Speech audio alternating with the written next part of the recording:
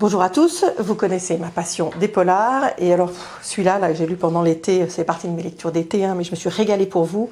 C'est le polar de la rentrée, ça s'appelle Les lieux sombres de Gillian Flynn, c'est paru chez Sonatine.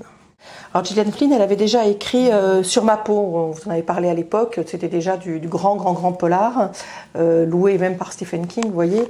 Et là, elle récidive avec un livre qui est absolument extraordinaire. Donc c'est l'histoire d'un couple, des jeunes gens qui vivent d'abord à Manhattan, à New York, et puis ensuite qui vont aller s'installer au fin fond un petit peu des États-Unis, dans le Missouri, pour des raisons financières. Et, bon, a priori, l'histoire un peu tranquille. Et puis, un matin, quand le mari va rentrer chez lui, il va constater que tout est sans dessus dessous et que sa femme a disparu. Voilà. Il va évidemment signaler ça à la police, il est effondré.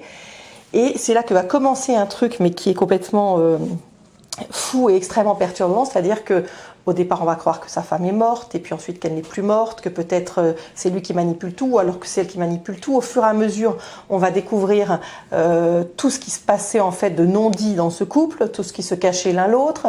Et ce qui est extrêmement intéressant, c'est que c'est la vision, tous les chapitres les uns après les autres, sont vus de la part du mari et de sa part à elle. Et on va se rendre compte à quel point tout ça est complètement démoniaque. C'est un truc qui est époustouflant, que vous lâchez pas jusqu'à la fin. Honnêtement, que vous ne comprenez pas non plus jusqu'à la fin, parce que ce qui arrive à la fin, c'est quand même assez étonnant. Donc il faut le lire et il ne faut pas le lâcher une seconde.